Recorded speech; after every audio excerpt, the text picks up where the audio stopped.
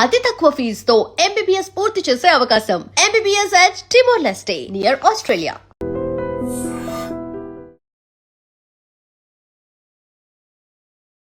పెళ్లిలో ఖర్చు ఆడపిల్ల తండ్రి ఎందుకు పెట్టుకుంటాడు? ఎవరి జీవితంలో అయినా పెళ్ళనేది ఓ వేడుక లాంటిది. అందుకే ఎవరింట్లో అయినా వివాహం జరుగుతుంటే ఆ వేడుకను నలుగురు మాట్లాడుకునేలా ఘనంగా నిర్వహించాలని పరితపిస్తుంటారు.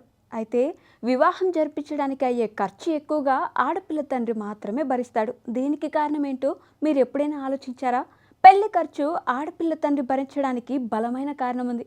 ఎవరైనా సరే ఒక దానం నిర్వహించాలనుకుంటే వారే ఆ దానానికి వేదికను ఏర్పాటు చేయాలి. ఆడపిల్ల కన్యాదానం చేస్తున్నాడు కాబట్టి ఆ వేదిక ఆయనది కనుక వేదికపై అధికారం ఆ రోజు ఆయనదని శాస్త్రం చెప్తుంది. కన్యాదాత తండ్రి దానం ఇస్తే పుచ్చుకోవడానికి వచ్చిన వాళ్ళు మగపిల్లాడు, అతని తల్లిదండ్రులు. మీ పిల్లవాడిని వంశోద్ధారకుడిగానే మీరు భావించవచ్చు, కానీ వంశాన్ని నిలబెట్టడానికి వాడు గర్భం దాల్చలేడు. మరి వాడు వంశోద్ధారకుడు లేదా వంశాన్ని నిలబెట్టేవాడు ఎలా అయ్యాడు?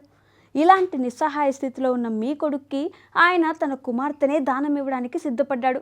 మరి వరుని తల్లిదండ్రులు కన్యాదాత ఔదార్యానికి తలవంచాలిగా. కాబట్టి ఇప్పుడు దానం పుచ్చుకోవడానికి వచ్చిన వారికి కన్యాదాత మీద పడి అరవడానికి, విసుక్కోవడానికి అధికారం ఎక్కడిది? దానం ఇస్తున్న వాడిని ఇంకా ఇంకా కట్నాలు, కానుకలు, లాంఛనాలు అవి ఇవి అడగొచ్చు అని ఎవరు చెప్పారు నీకు? దానం పుచ్చుకునేవాడికి అది కావాలి, ఇది కావాలి అని అడిగే అధికారం ఉందా? కన్యాదాత ఏది ఇస్తే దాన్ని కళ్ళకద్దుకొని పుచ్చుకోవడమే. వరుని ఇంటికి 20 ఏళ్ల పాటు ఎంతో జాగ్రత్తగా పెంచుకున్న లక్ష్మిని పంపిస్తున్నారు. అంతకన్నా ఇంకేం కావాలి? సీతారాముల్లా ఉండండి అని వధూవరులను ఆశీర్వదించడం కాదు, నిజంగా సీతారామ కళ్యాణ ఘట్టం చదివితే మగ పెళ్లి వాళ్ళు ఎంత హద్దుల్లో ఉండి ప్రవర్తించాలో తెలుస్తుంది. జనక మహారాజు దశరథ మహారాజుని అడుగుతారు, మీకు మా కుమార్తెని మీ ఇంటి కోడలుగా చేసుకోవడం అంగీకారమేనా అని. అప్పుడు దశరథ మహారాజు ఏమంటారో తెలుసా? అయ్యా, ఇచ్చేవాడు ఉంటేనే కదా పుచ్చుకునేవాడు ఉండేది అని. దశరథుడు ఎన్నో యజ్ఞయాగాదులను జరిపించిన మహారాజు. తన కుమారుడైన రామచంద్రుడు ఎంతో పరాక్రమవంతుడు, ఎంతో గుణవంతుడు. అయినా దాత అయిన జనకునితో మాట్లాడేటప్పుడు తన మర్యాదలో, తన హద్దులో తాను ఉన్నాడు. అసలు వివాహ నిశ్చితార్థంలో తాంబూలాల కార్యక్రమం అంతా అయిపోయాక ఇరు వర్గాల వారు కూర్చుని సీతారామ కళ్యాణ సర్గ చదవాలి. ఎంత అందంగా అవుతాయో ఆ ఇంట్లో పెళ్ళిళ్ళు. అసలు ఒక ఇంటి మర్యాద ఏమిటో వాళ్ళ ఇంట్లో పెళ్లి చేసే రోజున తెలిసిపోతుంది. తన కూతురి పెళ్ళి వైభవంగా జరిపించాలి అని కన్యాదాతకు తెలీదా? పెళ్ళి బాగా గొప్పగా జరిపించండి అని మగ పెళ్లి వారు ప్రత్యేకంగా చెప్పాలా? కన్యాదాత తనకి ఉన్న దాంట్లో వేదికను ఏర్పాటు చేసి మీకు కన్యాదానం చేస్తాడు. దానం పుచ్చుకోవడానికి వచ్చిన వానికి ఏర్పాట్లు ఎలా చేయాలో చెప్పడానికి అధికారం ఉండదు. కట్నాలు, ఎదురు కట్నాలు, పెళ్లి వాళ్ళ అరుపులు, కేకలు, అత్తవారి చివాట్లు, ఆడపడుచుల దబాయింపులు ఇలాంటివి సనాతన ధర్మంలో లేవు.